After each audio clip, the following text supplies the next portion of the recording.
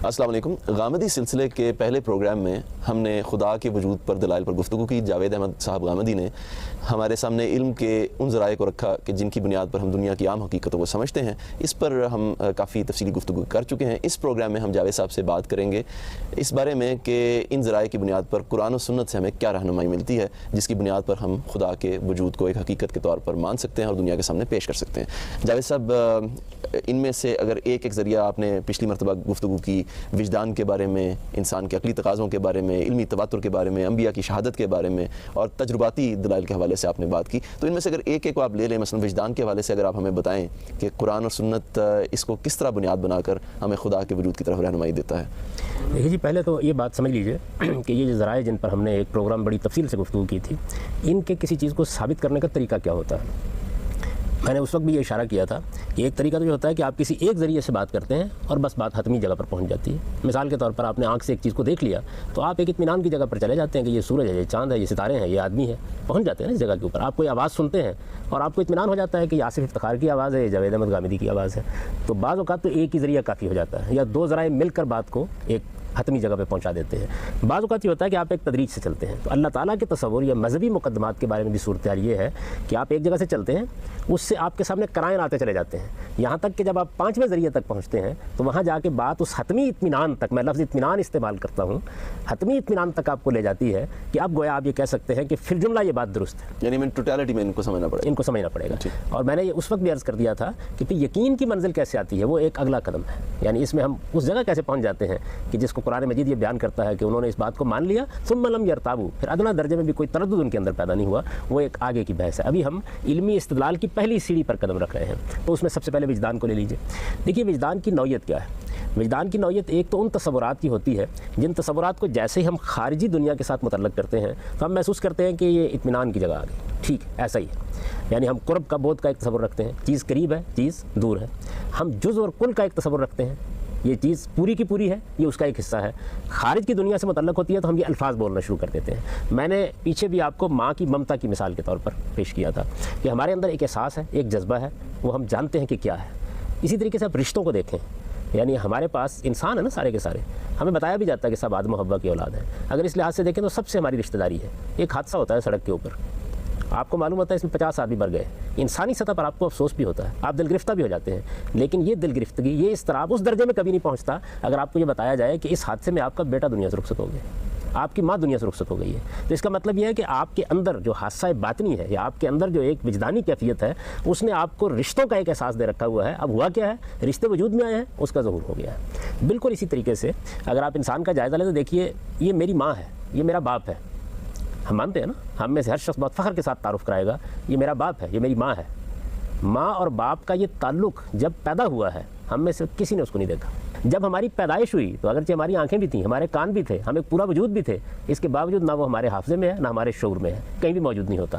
بچہ بڑا ہوتا ہے، ماحول اسے بتاتا ہے کہ یہ تمہاری ماں ہے، یہ تمہارا باپ ہے، اور آپ دیکھیں کروڑوں انسانوں کو بتا رہا ہے، اور انسان اس فیصلے کو قبول کرتا چلا جاتا ہے۔ جیسے اس میں تو باپ بنتے ہوئے دیکھ کر اس چیز کو تو تجرباتی بنیاد پر بھی دیکھ لیتے ہیں۔ دیکھیے سب کچھ کے باوجود تجرباتی بنیاد پر ہم آگے جائیں گے، لیکن آپ ایکسیپٹ کرتے ہیں اس کو، کیوں کرتے ہیں؟ اس لیے کہ ماں اور باپ کے تعلق کے لیے آپ کے وجدان یا آپ کے باطن کے اندر ایک احساس رکھ دیا گیا ہے۔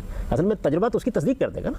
تو آپ یہ دیکھیے کہ انسانوں کو جس طریقے سے صدیوں سے یہ بتایا جا رہا ہے کہ تمہاری ایک ماں ہوتی ہے، تمہارا ایک باپ ہوتا ہے، اس وجدانی احساس کی وجہ سے جیسے ہی خارج سے یہ اطلاع ان کو ملتی ہے تو انسان محسوس کرتا ہے کہ ٹھیک ہے، وہ لپک کر اس کو قبول کرتا ہے۔ درا حال ہے کہ ہم نے دوسروں کو ماں اور باپ بنتے تو دیکھا ہے، اپنے آپ کو نہیں دیکھا، نہ پیدا ہوتے دیکھا ہے، نہ ہمارے حواس نے اس لمحے کو گرفت میں لیا تھا جب ہمارے لیے یہ تمہید باندھی جا رہی تھی۔ میں یہ نہیں کہہ رہا کہ اس سے حتمی نتیجہ نکل آتا ہے، لیکن کروڑوں اربوں کی تعداد میں انسانوں کا آپ مطالعہ کریں، جس وقت ان کو یہ بتانا شروع کرتے ہیں، ان کے ماں باپ، ان کے اعزاء، ان کے اقربا، ان کو بتانا شروع کرتے ہیں کہ اس کائنات کا ایک خالق ہے، انسان لپک کے اس کو قبول کرتا ہے، بالکل اسی طرح جس طرح وہ ماں اور باپ کی اطلاع کو قبول کرتا ہے۔ گویا کہ خدا کی دی خبر کو ہمارا اندر کا جو انر سینس ہے یا وجدان جو ہے وہ اس کی تصدیق کرتا ہے، اس کو قبول کرتا ہے۔ میں قبول کرتا کا لفظ استعمال کروں گا۔ قبول کرتا کا مطلب یہ ہے کہ آپ کا اندر اس سے ابا نہیں کرتا، ماننے سے انکار نہیں کرتا، ایسے نہیں لگتا کہ آپ نے گول خانے میں چوکٹی میخ لگا دی ہے۔ جیسا میں یہ چاہوں گا کہ اس موقع پہ تھوڑا سا اسٹوڈنٹ سے بھی ہم اپنے طلباء سے بھی یہاں تھوڑا سا فیڈ بیک لیں، کیونکہ اس کے اوپر ہو سکتا ہے بہت سارے سوالات ہوں گے، تو اس میں آپ کے اگر کچھ اشکالات ہیں تو وہ آپ پیش کریں۔ میرا یہ خیال ہے کہ بالکل صحیح کہہ رہے ہیں کہ ہر بچہ کبھی نہ کبھی تو اپنے ماں باپ سے ضرور پوچھتا ہے کہ یا تو اس کا سوال ہوتا ہے کہ میں پیدا کیسے ہوا، یا پوچھتا ہے کہ میں وجود میں کیسے آیا، اور پھر یہ بھی پوچھتا ہے کہ اللہ تعالیٰ کیسے وجود میں آئے۔ یہ سوال تو مطلب میرے خیال سے سب کے ذہن میں ہوتا ہی ہے. آپ خود ہی کویسچن کرتے ہیں اب اس بات کو کہ آپ اس دنیا میں کیوں آئے ہیں, کیسے آئے ہیں. ابھی میں اس سوال پر نہیں گیا, وہ ہم آگے جائیں گے. ابھی تو میں آپ کو صرف یہ بتا رہا ہوں کہ آپ نے بچے کو یہ بتایا, آپ کے ماحول نے بتایا کہ تمہاری ایک ماں ہے, تمہارا ایک باپ ہے, تو کیا بچے نے اس کو قبول کرنے سے انکار کر دیا؟ ایک مادی مثال لیجئے, میرے اندر پیاس کا احساس موجود تھا, آپ نے مجھے پانی کا گلاس دیا, تو میرے اندر نے اس پانی کے گلاس کو لے لیا ہے, اس نے ابا نہیں کی, میں نے اس کو اگل نہیں دیا, میں نے یہ نہیں کہا کہ نہیں یہ تو میری ضرورت نہیں ہے. اچھا, جیسے ہی پانی میری رگوں میں جاتا ہے تو میں محسوس کرتا ہوں کہ میرے اندر ٹھنڈک اتر رہی ہے, میری پیاس بجھ رہی ہے. اصل میں اسی کو کہتے ہیں وجدان کی تصدیق, وجدان کی گواہی اسی کو کہتے ہیں کہ باہر سے ایک بات آئی اور اندر نے اس کو قبول کر لیا. جاوید صاحب, ابھی یہ مزید تفصیل کا تقاضا کرتی ہے بات, اس کو ہم ڈسکس کریں گے ایک چھوٹی سی بریک کے بعد.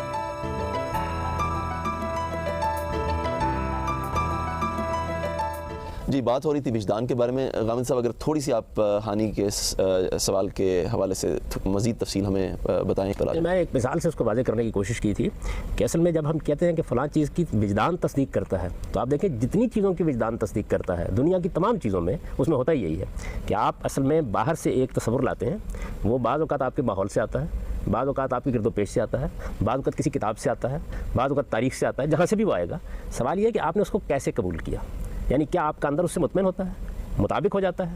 میں نے مثال دی پیاس کی, یعنی اگر پانی سے آپ کی پیاس نہیں بجھتی تو مان لینا چاہیے کہ آپ کے یہاں پیاس نہیں پائی جاتی. تو انسان کے اندر یہ صاف معلوم ہوتا ہے کہ یہ احساس موجود ہے کہ اس کا ایک خالق ہے, اور جیسے ہی آپ خالق کا تصور پیش کرتے ہیں تو اس کو کوئی اجنبیت محسوس نہیں ہوتی. جیسے بچہ لپک کر اپنی ماں کے ساتھ چمٹ جاتا ہے, بالکل اسی طریقے سے انسان کے سامنے یہ تصور جب پیش کیا جاتا ہے تو وہ اس کو قبول کرتا ہے. میں نے قبول کرتا ہے کہ الفاظ استعمال کیے ہیں, یعنی انسان کو اس سے کبھی ابا نہیں ہوتی. اصل میں آپ باہر سے پھراتے ہیں اور آگے آپ کو دلائل دینے پڑتے ہیں کہ نہیں اس کائنات کا کوئی خالق نہیں ہے, نہیں اس کا کوئی پروردگار نہیں ہے, نہیں تم غلط فہمی میں مبتلا ہو رہے ہو. یہ ہم کسی بچے کو ماں اور باپ کے بارے میں بھی دے سکتے ہیں. یہ دلائل جیسا ہم اور عقلی طور پر جن چیزوں کو ہم سمجھتے ہیں اور جن چیزوں کو ہم بالکل جبلی طور پر سمجھتے ہیں, ہم کیا دونوں کو مکس اپ نہیں کر رہے ہیں؟ میں مثال دے رہا ہوں صرف یہ سمجھانے کے لیے مثال دے رہا ہوں آپ کو کہ ہمارے اندر جو چیز موجود ہوتی ہے کس طریقے سے جب باہر سے چیز آتی ہے تو وہ ہمیں اطمینان بخشتی ہے. بالکل اسی طریقے سے جس وقت کسی انسان کے سامنے خدا کا تصور پیش کیا جاتا ہے, کون پیش کرتا ہے؟ ماں پیش کر دے گی, باپ پیش کر دے گا, پھر انسان شعور کی عمر کو پہنچتا ہے. تو ایسا نہیں ہوتا کہ یہ تصور اسے اجنبی سا لگتا ہے, اسے معلوم ہوتا ہے یہ کیا مجھ سے منوایا جا رہا ہے. نہیں, وہ آہستہ آہستہ اس کو قبول کرنا شروع کر دیتا ہے. اور یہ قبولیت اتنی غیر معمولی ہوتی ہے کہ جیسے ہی شعور کی پختگی آتی ہے تو معلوم ہوتا ہے کہ جیسے ہر چیز بالکل اپنی جگہ پر ٹھیک بیٹھ گئی. ابھی ہم عقلی استدلال میں نہیں گئے, عقلی تقاضے کوئی بیان نہیں کر رہے, لیکن میں آپ سے عرض کر رہا ہوں کہ انسان کا ذات خداوندی کو قبول کرنا, یعنی اس کی جو قبولیت ہے وہ اس کے اندر اگر وہ چیز موجود نہ ہو تو قبول کر ہی نہیں سکتا. اس بارے میں اگر کوئی مزید سوال آپ لوگوں کی جی تیمور. آپ نے جس طرح اگزامپل دی کہ جو بچہ پیدا ہوتا ہے اس کو پتہ چلتا ہے کہ ایک ماں اور باپ ہیں, لیکن اگر اس بچے کو بچپن سے ہی کہیں ایسی جگہ رکھا جائے جس طرح یہ ہم ازیوم کر لیتے ہیں کہ اس کو جنگل میں چھوڑ دیا جائے, تو اس کے لیے تو وہ امپورٹنٹ ہی نہیں ہوگا. وہ اس کو مطلب یا اس طرح اس کی آگ سے جلنے کی ایگزامپل ہے. جب تک آپ پہلی بار آگ پہ کسی نے ہاتھ نہیں لگایا ہوگا یا جب تک کسی اور نے بتایا نہیں ہوگا تو میں تو آگ پہ ہاتھ لگا کے دیکھوں گا تبھی مجھے پتہ چلے گا. اسی طرح آپ نے وجدان کی بات کی کہ اندر سے آپ کو سکون ہوتا ہے, لیکن وہ بھی تو آفٹر ایکسپیرینس جو آپ کو نالج آئی ہے اس سے ہوا ہے. اور جس طرح اگر مجھے اس بات سے سکون ہے کہ کوئی خدا ایگزسٹ نہیں کرتا, کوئی نہیں ہے, اگر میں اس بات سے مطمئن ہوں تو کیا یہ بھی وجدان ہو گیا؟ کیونکہ اگر میں اس بات کو مان لوں کہ ہاں کوئی ایک خدا ہے جس نے ہم سب کو بنایا, تو اس خدا کو کس نے بنایا مجھے بات چین نہیں لینے دیتی. میں اگر یہ مان لیتا ہوں کہ خدا نہیں ہے اور اگر میں اس سے میرا وجدان اس سے مطمئن ہو جاتا ہے تو یہ بھی تو وجدان ہو گیا. جو بات میں کہہ رہا ہوں شاید میں اس کی بھی پوری طرح وضاحت نہیں کر سکا. میں جس کو کہتا ہوں اطمینان, اس کا مطلب کیا ہے؟ اس کا مطلب یہ ہے کہ آپ کو اس کو عدم اطمینان میں بدلنے کے لیے استدلال کرنا پڑتا ہے. تو استدلال کسی چیز کو بھی عدم اطمینان میں بدل سکتا ہے. یعنی میں نے آپ سے مثال کے طور پر یہ عرض کیا تھا کہ میری آنکھیں ستاروں کو دیکھ رہی ہیں, مجھے اطمینان ہوتا ہے کہ میری آنکھوں سے حاصل ہونے والا علم مجھ تک پہنچ گیا ہے. آپ استدلال کر کے اس کی غلطی واضح کرتے ہیں. جب غلطی واضح کرتے ہیں تو پھر اصل میں مجھے ایک عقلی اطمینان حاصل ہوتا ہے. میں اس وقت جس اطمینان کی بات کر رہا ہوں اس کو ہم زیر بحث لائیں گے کہ عقلی اطمینان بھی کیسے حاصل ہو جاتا ہے. ابھی ہم اس دائرے میں داخل نہیں ہوئے.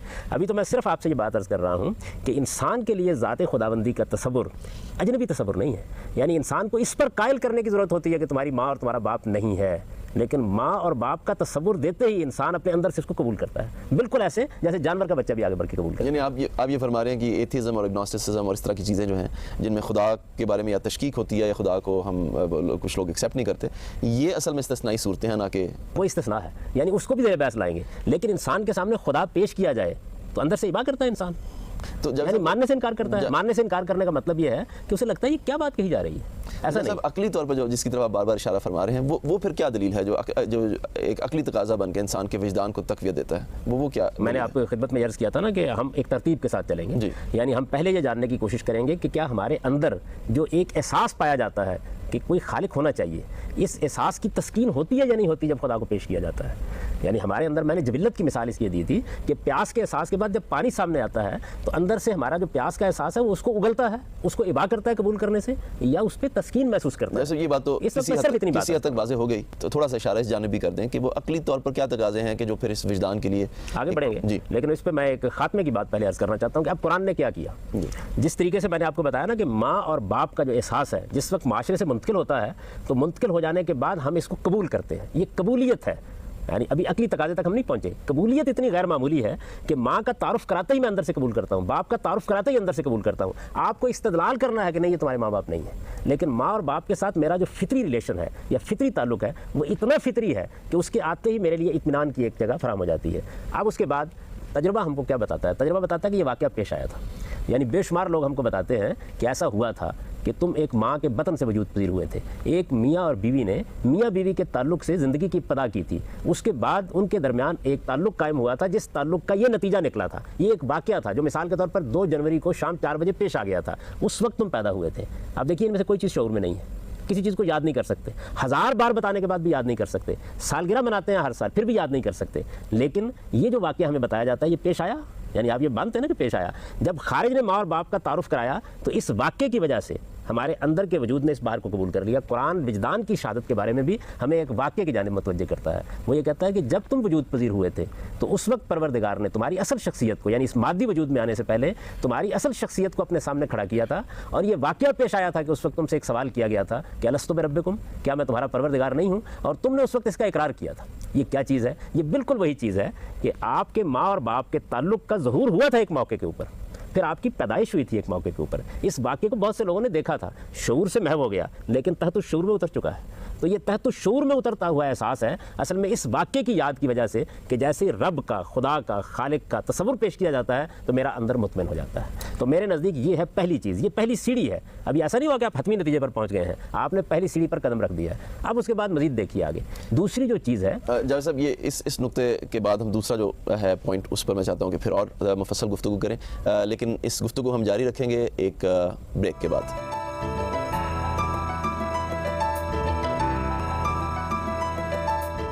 ناظرین, بات ہو رہی ہے خدا کے وجود کے بارے میں عقلی دلائل کی. جاوید صاحب, عقلی دلائل کے حوالے سے جو آپ بات فرمانا چاہتے ہیں وہ کیا دلائل ہیں؟ یعنی میں یہ چاہوں گا کہ اس سے بھی پہلے ایک دوسری چیز کو بھی آپ جان لیں جس ترتیب سے میں نے یہ بات عرض کی تھی. یعنی جس طرح وجدان اس بات کی گواہی دیتا ہے اور اس کی میں نے کچھ وضاحت آپ کے سامنے کی, بالکل اسی طریقے سے دنیا کی تاریخ بھی اس کی گواہی دیتی ہے. اس کو میں علمی تواتر سے تعبیر کرتا ہوں. یعنی انسانوں کے پاس یہ روایت موجود ہے کہ ان کے ابوالآبا نے ان کو یہ تصور دیا تھا کہ تمہارا ایک خدا ہے.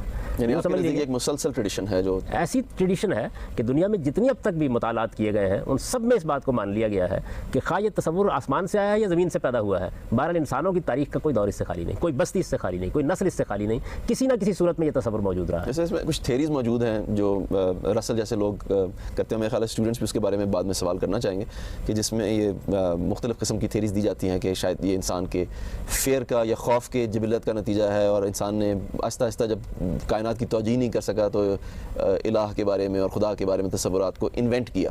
تو اس کے بارے میں اگر آپ ساتھ ساتھ تبصرہ فرما دیں تو. دیکھیے جی, بات یہ ہے کہ میں تو اس وقت صرف اتنی بات عرض کر رہا ہوں کہ یہ غیر معمولی تاریخی تواتر جو اس کو حاصل ہوا ہے خدا کے تصور کو, اس کو پہلے آپ نگاہ میں رکھیں. یہ آیا کہاں سے؟ یعنی یہ تو اگلا سوال ہے نا. خوف نے پیدا کر دیا, محبت نے پیدا کر دیا, تجسس نے پیدا کر دیا, انسان نے اپنے احساس کا کوئی عقلی تقاضا دیکھا اور اس کو خدا کا نام دے لیا. اس پہ ہم بعد میں بات کر لیں گے.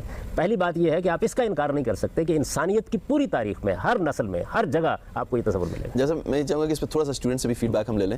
ٹریڈیشن چلتی آ رہی ہے کہ خدا کا کچھ نہ کچھ تصور تمام انسانوں میں رہا ہے. کیا آپ اس پریمس کو بیسیکلی ایکسیپٹ کرتے ہیں؟ اس پریمس کو اگر امپیریکلی دیکھا جائے تو اگر جو ہے ہم زیادہ اس کو ڈسپیوٹ نہ بھی کر سکیں, جو بندہ اس کے اوپر ایک سوال اٹھا سکتا ہے جو کہ مطلب ہمیں آ رہا ہے وہ یہ ہے کہ کافی سارے کانسیپٹس کے بارے میں یہ کہا جا سکتا ہے کہ ان کی کافی ساری بیسس جو ہے وہ ہسٹری میں پائی جاتی ہے اور کہ تقریباً کنسسٹنٹلی پائی جاتی گئی ہے. ٹھیک ہے, مثلاً اب جو کہ اب فرائڈن پوائنٹ آف ویو کے جو بندے ہیں وہ کہیں گے کہ ایون دی ایڈپس کمپلیکس, ٹھیک ہے, جس کو I think would be very problematic from our point of view, has existed in different manifestations, ٹھیک ہے, in different cultures all through. ठीक है, अब जब इस टाइप की बात जो है हम बार बार अगर इस तरह की बात या साहब मैं सादा सवाल ये करना चाहूँगा कि ये जो बात जावेद साहब ने कही कि खुदा का कोई ना कोई तसव्वुर इंसानों की तारीख में हमेशा से चलता आ रहा है, ये आपके नज़दीक इस प्रेमिस को के खिलाफ कोई दलील आपके पास मौजूद है या कोई ऐसा इश्काल है कि जो आप समझते हैं कि जिसकी बुनियाद पर आप इसको एक्सेप्ट नहीं कर सकते? ये आया कहाँ से? मैंने इस पर गुफ्तगू नहीं की। ये इंसानों के अंदर मौजूद है। नहीं, मैं अर्ज़ कर रहा हूँ कि जितना गैर मामूली इल्मी तवातुर इस तसव्वुर को हासिल है, किसी और तसव्वुर को हासिल नहीं। मतलब क्या दुनिया में हर जगह आप ये देखिए कि जब आप इंसानी तारीख का मुताला करते हैं, कदीम तरीन तारीख में आपको आसमानी खुदा, आसमानी बाप, एक स्काई गॉड का तसव्वुर मिल जाएगा। यानी अल्लाह ताला के तसव्वुर का मामला ये नहीं है कि आप ये कहते हैं कि देखिए फ़लाँ दौर में आके यक पैदा हुआ है। तारीख़ इंसानी नहीं बता सकती। यानी इंसान का जितना भी मुताला किया गया है वो बहरहाल आपको आखिरी दर्जे में भी अब ले जाता है। उससे आगे क्या था ये अभी हम आगे बहस करेंगे, लेकिन इतनी बात बिल्कुल एस्टेब्लिश है कि ज़ात खुदाबंदी का तसव्वुर, एक परवरदिगार का तसव्वुर या एक खालिक का तसव्वुर या एक आसमानी खुदा का तसव्वुर, ये इंसानियत की मीरास है।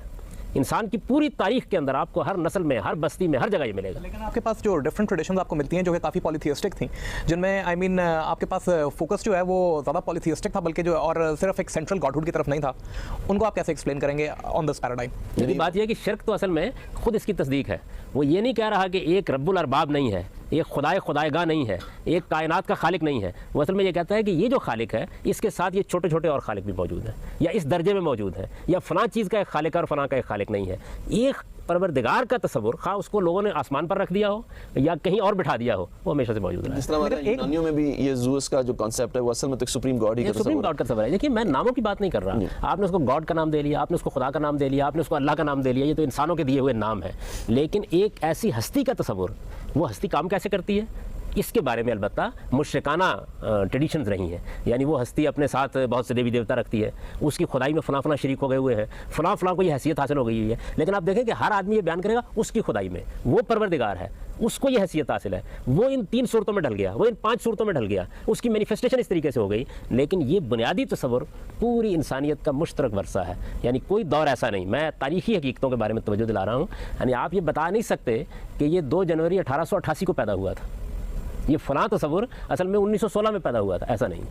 कदीम तरीन तारीख जो इंसान की मौजूद है उसके अंदर आपको किसी ना किसी शक्ल में ये तसव्वुर मिलेगा। जैसा ये दलील खुद कुरान हमें देता है इस बारे में, हमारी कुरान मजीद इसका माखज़ बताता है। वो ये कहता है कि ये आया कहाँ से, यानी आपने अंदर से एक ख्वाहिश तो महसूस की, आपके माहौल में ये कहाँ से आ गया।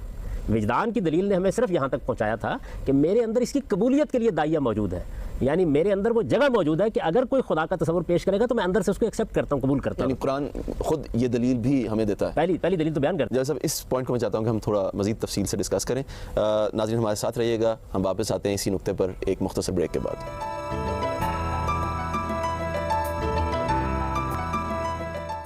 जी, बात हो रही थी इल्मी तवातुर और अक़ली तकाज़ों की, तो जावेद साहब इन हवालों से अगर खुदा के वजूद के बारे में आप मज़ीद तफसील हमें बताएं। जी, मैं इल्मी तवातुर पर गुफ्तगू कर रहा था और मैंने उसमें ये तवज्जो दिलाई थी कि इस दुनिया में जब से इंसान दुनिया में आया है, जितनी तारीख़ उसको मालूम है, जितनी तहज़ीबों का उसने मुताला किया है, हर जगह आपको खुदा का तसव्वुर मिलेगा। अब कुरान मजीद क्या करता है, वो हमको ये बताता है कि आया कहाँ से है। मैंने आपके सामने विजदान पर गुफ्तगू करते हुए अर्ज़ किया था कि वो तो बस यहाँ हमको पहुँचाएगा कि ये कोई अजनबी बात तो नहीं है, आ गई है सामने तो इंसान कबूल करता है, इसे उगल तो नहीं देता। अगले कदम पे जब हम जाते हैं तो मालूम होता है कि सारी इंसानियत ये कहती आ रही है, सारी तहजीबें ये कहती आ रही हैं, सारे इंसान ये कहते आ रहे हैं। चंद मुस्तस्नियात के सिवा खुदा का तसव्वुर, आसमानी बाप का तसव्वुर आपको हर जगह मिलता है। कुरान इसका माखज़ बताता है हमको, ये आया कहाँ से है। यानी तकाज़ा होना एक अलग बात है, लेकिन क्या पानी कहीं खुदा ने नाजिल किया था जिसके लिए प्यास लगी हुई है, तो उसको वो बताता है तारीख़ी हवाले से। वो ये कहता है कि इंसानियत की इब्तिदा तारीकी से नहीं हुई, बल्कि जिस पहले इंसान को अल्लाह ताला ने इंसानियत का शऊर दिया। यानी मैं इस वक्त इस बहस में नहीं पढ़ना चाहता कि उस पहले इंसान के वजूद में आने का तरीका क्या इख्तियार किया गया, लेकिन जिस पहले इंसान को और जो आदम हव्वा थे, जब ये शऊर दिया गया कि वो इंसान है, ये अल्लाह ताला ने इंसानियत उनके अंदर वदियत की। और फिर कुरान ने जिस तरह उसको बयान किया है कि जाअल लकुमुस्समा वल बसरा वल फुआद, यानी हम तुम्हारे अंदर फिर जब ये चीज़ पैदा कर देते हैं कि तुम सोच सकते हो, देख सकते हो, तुम्हारे अंदर एक बसीरत पैदा होती है, तो जब इंसान इस मंजिल पर पहुँचा तो फिर अल्लाह ताला के साथ उसका बराह रास्त मुकालमा हुआ।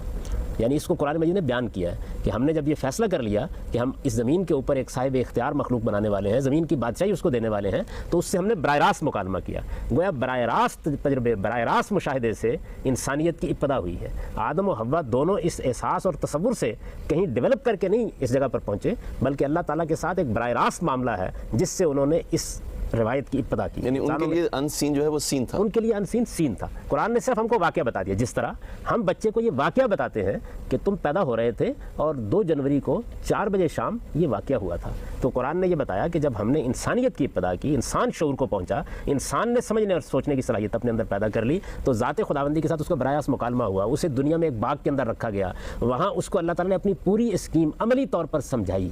یعنی یہ بتایا کہ کیا معاملات پیش آنے والے ہیں. فرشتوں نے اس کے سامنے سجدہ ریز ہو کے اس دنیا میں اس کی ابتدا کے لیے پہلا قدم اٹھایا. یعنی وہاں پر ایمان بالغیب نہیں تھا. ایسا وہاں ایمان بالغیب کا سوال نہیں تھا, مکالمہ ہو رہا تھا, گفتگو ہو رہی تھی. فرشتے سجدہ کر رہے تھے, اس کو بھی آدم دیکھ رہے تھے. ابلیس انکار کر رہا تھا, اس کو بھی آدم و حوا دیکھ رہے تھے. وہ انہیں بہلانے اور پھسلانے کے لیے آ رہا تھا, تو اس وقت بھی یہ سارا معاملہ ان کے لیے ایک مشاہدے کا معاملہ تھا. چنانچہ انہوں نے بالکل جس طریقے سے ہم کسی واقعے کو دیکھ کر ابتدا کرتے ہیں, خدا اور مذہب کے بنیادی تصور سے زندگی کی ابتدا کی, اور پھر اپنی آئندہ نسلوں کو یہ تصور منتقل کیا. بلکہ قرآن ایک مزید خبر دیتا ہے, اور وہ یہ کہتا ہے کہ ایک لمبے عرصے تک ہم نے یہ طریقہ رکھا کہ اگر کسی انسان نے اللہ تعالیٰ کی بندگی اور عبادت کے لیے کوئی کام کرنا ہے تو وہ قبول ہوا ہے یا نہیں ہوا, اس کو ہم براہ راست بتا دیا کرتے تھے. چنانچہ اس کی وہ مثال دیتا ہے کہ ایک زمانے تک آدم کے بیٹوں کے ساتھ یہ معاملہ رہا کہ جب کبھی وہ قربانی کرتے تھے تو اگر انہوں نے اخلاص سے قربانی کی ہے تو آسمان سے ایک آگ اترتی تھی, اس کو قبول کر لیتی تھی. یہی وہ چیز ہے جس کو آپ تجرباتی شہادت کہتے ہیں. میں اس کو کہتا ہوں کہ علمی تواتر پیدا کیسے ہوا. تجرباتی شہادت پر تو ہم بعد میں جائیں گے. یہ قرآن مجید نے ہم کو گویا ماخذ بتا دیا. اب یہ دونوں باتیں جو ہے مل کے ہمارے لیے ایک واضح کرینہ پیش کرتی ہیں کہ یہ ہوا کیسے ہے. ابھی ہم کرینے ہی کی منزل میں کھڑے ہیں.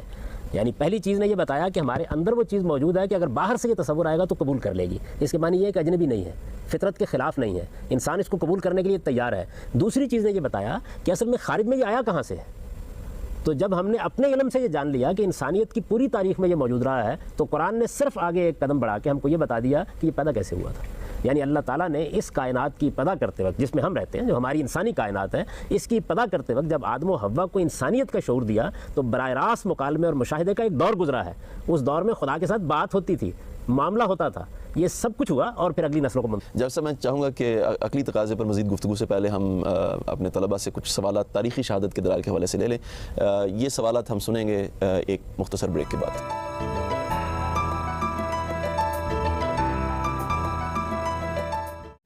ناظرین, بات ہو رہی تھی خدا کے وجود پر تاریخی شہادت کے حوالے سے. آپ لوگ اگر کچھ اس حوالے سے سوال کرنا چاہیں تو. بیسکلی آئی مین جس کا کلیم آتا ہے, ایک تو آپ نے جو ہے پیراڈائم بتایا, ایک تو آپ نے بتایا کہ اس طرح بھی آپ دیکھ سکتے ہیں جو ہسٹری میں ہوا ہے کہ پہلے توحید کا کانسیپٹ لوگوں میں موجود تھا, خدا کا شروع سے موجود تھا آئیڈیا, اور اس کے بعد اس کے اندر جو ہے کرپشن بھی آئی, لیکن بیسکلی یہ آئیڈیا شروع سے اس طرح موجود تھا. دوسرا ایک آئیڈیا جو کہ آئی مین کنٹمپریری اینتھروپولوجی میں آپ کو کافی کامن ملے گا, وہ یہ ہے کہ پہلے یہ آئیڈیا نہیں تھا, اس کا آہستہ آہستہ جو ہے اس کا جینیسس ہوا, ٹھیک ہے, اور وہ ہوا پولیتھیسٹک طریقے سے, اور اس کے بعد جو ہے یہ ٹرانسینڈنٹ گاڈ کی طرف یہ آئیڈیا بعد کی طرف گیا. اور اس کی دلیل وہ یہ لیتے ہیں جو کہ عموماً آئین کافی جگہ ملتی ہے کہ آپ کے پاس جو کرنٹ آپ کے پاس ٹرانسینڈنٹ گاڈ والے فیتھس ہیں, مونوتھیسٹک فیتھس ہیں, یہ ایٹ لیسٹ ان ہسٹری جو ہمیں دیکھنے میں نظر آتی ہے اس میں پولیتھیسٹک ٹریڈیشن سے کے بعد آئے ہوئے ہیں. تو وہ کہتے ہیں کہ پھر پیچھے بھی ایسا ہی ہوا ہوگا, ٹھیک ہے. تو ادھر انڈکٹیو آرگومنٹ ان کا ادھر آتا ہے. یعنی سادہ الفاظ میں آپ کی بات یہ ہے کہ ایک خدا کے وجود کو تو لوگ مانتے چلے آ رہے ہیں, لیکن اس کے حوالے سے یہ دلیل کیوں نہیں دی جا سکتی کہ اصل مذہب شرک تھا نہ کہ توحید, جیسے اس کے حوالے سے آپ کیا؟ میں تو اس وقت اس پر گفتگو نہیں کر رہا کہ اصل مذہب کیا تھا. میں تو آپ کو یہ بتا رہا ہوں کہ خدا کا تصور انسانیت کی میراث ہے. یعنی وہ دوسرے خداؤں کے ساتھ رہا ہو, وہ دیوی دیوتاؤں کو ساتھ ملا کے قائم کیا گیا ہو, وہ فرشتوں کو خدا کی بیٹیاں بنا کر کیا گیا ہو, وہ مشرکانہ پہلے تھا یا وہ معاہدانہ پہلے تھا. یہ ہم توحید پر کسی وقت گفتگو کریں گے تو ان سارے مباحث کو بھی ہم اس وقت موضوع بنائیں گے. میں تو اس وقت صرف یہ عرض کر رہا ہوں کہ انسان کے اندر جو ایک پیاس موجود ہے کہ اس کے خالق کا کوئی تصور ہونا چاہیے, وہ الہ چاہتا ہے, وہ الہ چاہتا ہے. اس کا جواب یہ ہے کہ وہ موجود ہے. کہاں موجود ہے؟ پوری انسانیت کی تاریخ میں. یہ کہاں سے آگے ہے؟ میں نے آپ کو یہ بتایا کہ قرآن مجید نے یہ بتایا ہم کو کہ یہ اصل میں آدم و حوا کے علم سے آیا ہے. یعنی یہ بات کہ میرے اندر ایک چیز کی طلب موجود ہے, لیکن میں اس کو نام تو نہیں دے سکتا نا, میں اس کا کوئی تصور نہیں قائم کر سکتا. طلب موجود ہے میرے اندر, طلب اس وقت تسکین پائے گی, نام اس کو اس وقت دیا جائے گا جب خارج سے وہ چیز آئے گی. ماں باپ کی طلب ہونا ایک چیز ہے, ممتا ہونا ایک چیز ہے, باپ کی شفقت ہونا ایک چیز ہے, لیکن یہ جتنے الفاظ ہیں یہ اصل میں اس وقت تک وجود پذیر نہیں ہوتے جب تک کہ خارج سے وہ چیز نہیں آ جاتی. تو میں نے آپ کو یہ بتایا کہ قرآن مجید نے پھر کیا کیا ہے, انسان کے وجدان کی اس طلب کو اسٹیبلش کرنے کے بعد اگلا قدم یہ اٹھایا ہے کہ اب ذرا اس پر غور کرو کہ تمہاری پوری تاریخ کے اندر خدا کا تصور موجود رہا یا نہیں رہا. وہ مشرکانہ تھا, وہ معاہدانہ تھا, وہ ایک خدا کا تھا یا بہت سے خداؤں کا تھا, لیکن اس تصور کو انسان کبھی اپنے ہاں سے ختم نہیں کر سکا. اور ویسے بھی میں آپ سے عرض کروں کہ معلوم تاریخ میں یعنی جتنی معلوم تاریخ ہے. ایک یہ آپ قیاسات کر رہے ہوتے ہیں, تو قیاسات جس طرح دوسروں کو کرنے کا حق ہے, ہم کو بھی کرنے کا حق ہے, لیکن معلوم تاریخ میں سب سے پہلی دعوت سیدنا نوح علیہ السلام کی ہے, جتنی معلوم تاریخ ہمارے پاس ہے. اور آپ جانتے ہیں کہ وہ توحید کی دعوت ہے, یعنی وہ ایک خداوند کی دعوت ہے. اس وقت بھی شرک پیدا ہو چکا ہے. شرک کیسے پیدا ہوتا ہے, معاہدانہ تصورات کیسے مشرکانہ تصورات میں بدلتے ہیں, یہ ایک الگ موضوع ہے, اس کو ہم ضرور زیر بحث لائیں گے. اس وقت مجھے صرف یہ بات عرض کرنی تھی کہ قرآن نے آپ کو دو بنیادیں فراہم کر کے آپ کھڑا کر دیا کہ آپ عقلی تقاضے کو سمجھیں. اصل میں ہم عقلی تقاضے کی طرف بڑھ رہے ہیں, یہ اس کی بنیاد ہے کہ دیکھو جس چیز کو عقلی تقاضے کے طور پر بیان کیا جا رہا ہے, عقلی تقاضا تو بعض اوقات ہماری اپنی فطرت سے غیر متعلق بھی ہوتا ہے. کش شکل کائنات میں ہے یا نہیں ہے, یہ عقلی تقاضا تو ہو سکتا ہے. میں ساری زندگی اس کے بارے میں کوئی رائے نہ قائم کروں, کوئی فرق نہیں پڑتا مجھے بحیثیت انسان کے. تو یہ بنیاد بنائی ہے پہلے کہ آپ کے اندر اصل میں داعیہ موجود ہے ایک خالق کا, وہ آپ کے وجدان کا احساس ہے. پھر وہ خالق کا تصور خدا کے نام میں کیسے ڈلا ہے, ایک خالق کے احساس میں کیسے ڈلا ہے, یہ بتایا ہے کہ دیکھو پوری انسانی تاریخ میں اس کو مشترک پاؤ گے, یہاں سے گیا ہے. تو یوں سمجھ لیجئے کہ جس طریقے سے آپ دنیا میں کیا کرتے ہیں, ایک تصور کا انالیسس کرتے ہیں, جائزہ لیتے ہیں, اور پھر یہ بتاتے ہیں یہ غالباً ایسے آیا ہوگا. ابھی بھی یہ بتا رہے ہیں نا کہ خدا کا تصور غالباً کیسے پیدا ہوا ہوگا, خوف سے پیدا ہو گیا. مثال میں دے رہا ہوں, جس طرح کے بعض ماہرین نفسیات بیان کرتے ہیں. قرآن مجید کہتا ہے پیدا ہوا, یہ تو موجود ہے نا, آؤ ہم تم کو بتاتے ہیں کہاں سے پیدا ہوا ہے. یعنی قرآن نے اس کی اپنی ایکسپلینیشن دی ہے, اس میں اپنی تھیوری دی. یہ دونوں دینے کے بعد اب وہ اگلا قدم بڑھائے گا, اور اگلے قدم میں آپ کو یہ بتائے گا کہ کیسے پھر عقل انسانی اس بات کا تقاضا کرتی ہے کہ اسی بات کو مانا جائے, اس بات کو نہ مانا جائے. یعنی یہ اگلا قدم ہے. اس پوائنٹ کے حوالے سے ہم بڑھ رہے ہیں. اس پوائنٹ کے حوالے سے اگر کوئی مزید اشکال یا مزید کوئی سوال آپ لوگوں کے ذہن میں ہو تو میں چاہوں گا کہ اس کو بھی آپ کر لیں. بیسکلی اس کے اوپر یہ بات ابھی اور کہی جا سکتی ہے کہ کیونکہ میں اس لیے کہ میرے خیال میں میرا سوال صحیح طرح جو ہے وہ ٹرانسلیٹ نہیں ہوا تھا. میں نے یہ کہا تھا کہ جو پیراڈائم اس وقت اینتھروپولوجی میں چلتا ہے, اس میں انیشل ازامپشن یہ ہوتی ہے کہ شروع میں نہیں تھا بلیف, اس کے بعد اس کا جینیسس ہوا, اور تبھی ہمیں پہلے آئیڈلز جس وقت کوئی اباؤٹ 50,000 ایئرس پہلے جو ہے ہمیں اٹھانے کے ملتے ہیں, وہ اسی چیز کو شو کر رہے ہیں کہ اس وقت جو ہے یہ اس بلیف کا جینیسس ہوا. اور یہ آئیڈیا کہ اٹ از نیچرل کہ انسان میں اندر خدا کا تصور ہو, ٹھیک ہے, اس کو آپ ڈفرنٹ ٹائمز ان ہسٹری میں تو دیکھ سکتے ہیں, لیکن مسئلہ یہ ہے کہ ڈفرنٹ ٹائمز ان ہسٹری میں آپ یہ دیکھ رہے ہیں, اس کا یہ مطلب نہیں ہے کہ this was natural prior to that. ٹھیک ہے نا, جس طرح آپ کے پاس آج الحاد کے الحاد پر یعنی ملحد ہو سکتے ہیں, تو their existence today shows کہ ان کا ایگزسٹنس پاسبل ہے. تو یہ آپ کیسے کہہ سکتے ہیں کہ پہلے نہیں تھا اور اس ریلیجن اس کے بعد نہیں آیا. یعنی جیسے مختصراً ان کے غالباً بات کا مطلب یہ ہے کہ وہ بھی ایک تھیوری ہے, یہ بھی ایک تھیوری ہے, یہ ایک کنکلوسیو ایویڈنس, ایک حتمی بات کیسے بن جاتی ہے. ہم بڑھ رہے ہیں ذرا, لیکن میں نے بالکل ابتدا میں آپ کو بتایا تھا کہ قرآن مجید نے جو اللہ تعالیٰ کے تصور کو ثابت کیا ہے, تو اس کو کیسے ثابت کیا ہے, یعنی وہ ایک جگہ سے چلا ہے, اس کے بعد وہ حتمی نتیجے تک آپ کو پہنچائے گا آخری تجرباتی شہادت میں جا کر. ابھی تو ہم اس بات کا جائزہ لے رہے ہیں, تجزیہ کر رہے ہیں کہ کیا خدا کا تصور وجدان کے لیے اجنبی چیز ہے یا قابل قبول چیز ہے. انسان کی تاریخ میں جو خدا کا تصور موجود رہا ہے, یہ کوئی ایسی چیز ہے کہ جس کو 2 یا 4 انسانوں نے بیان کر دیا تھا. دیکھیے استثناء ہر جگہ موجود رہیں گے, آج بھی الحاد موجود ہے, ماضی میں بھی الحاد موجود ہو سکتا ہے, اس میں کوئی شک نہیں ہے. بحیثیت مجموعی پوری انسانی تہذیب کس مقام پر کھڑی رہی ہے, یعنی مشترک میراث. کوئی آدمی کہہ سکتا ہے علامہ اقبال نام کا کوئی آدمی نہیں پیدا ہوا تھا, کہہ سکتا ہے کارل مارکس کا افسانہ ہے, یہ کہا جا سکتا ہے, لیکن ایک بہت بڑی اجتماعیت انسانیت کی ہر جگہ اس بات کی گواہی دیتی ہے کہ ہاں ہے کوئی خدا. بلیف ان گاڈ رہا ہے. اس کا یہ مطلب نہیں کہ اس استدلال سے خدا کا وجود ثابت ہو جاتا ہے. میں پھر بار بار توجہ دلا رہا ہوں, ابھی ہم نے اگلا قدم اٹھانا ہے اور عقلی تقاضے میں ہم آگے بڑھ کر پھر اس کا جائزہ لیں گے. ابھی تو صرف میں آپ کو یہ بتا رہا ہوں کہ قرآن مجید نے کس طریقے سے آپ کے وجدان اور آپ کی تاریخی شہادت کا ماخذ آپ کو بتایا ہے. پہلی چیز کے بارے میں بتایا کہ یہ ایک واقعہ ہوا تھا جس کی یاد آپ کے اندر موجود ہے, تحت الشعور میں اتر چکی ہے. بالکل ایسے ہی جس طریقے سے ماں باپ کے یہاں پیدائش کی یاد آپ کے اندر موجود ہے, تحت الشعور میں اتر چکی ہے. اس کو کبھی شعور میں لایا نہیں جا سکتا, لیکن جب خارج سے ماں اور باپ کا تصور آتا ہے تو آپ کا اندر اس کو اطمینان کے ساتھ قبول کرتا ہے. اور ماں اور باپ کی ٹریڈیشن کہ انسان ماں اور باپ سے پیدا ہوتے چلے آ رہے ہیں, یہ بھی ایک انسانیت کی تاریخی میراث ہے. بالکل اسی طریقے سے تمام نسلیں, تمام تہذیبیں اس بات کو بیان کرتی رہی ہیں کہ کوئی ہے آسمانی باپ, کوئی ہے خداوند. قرآن یہ بتاتا ہے کہ یہ تصور آیا کہاں سے. ناظرین, اب تک جاوید صاحب نے وجدان اور علمی تواتر کی بنیاد پر قرآن جو دلائل خدا کے اس بات پہ پیش کرتا ہے اس کی وضاحت کی. ہمارے طلبہ نے اس پہ سوالات کیے. اگلے پروگرام میں عقلی تقاضوں کے اعتبار سے, انبیاء کی شہادت کے اعتبار سے اور خود تجرباتی شہادت کے اعتبار سے جو دلائل قرآن سے ہمیں ملتے ہیں اس کے بارے میں جاوید صاحب سے ہم گفتگو جاری رکھیں گے.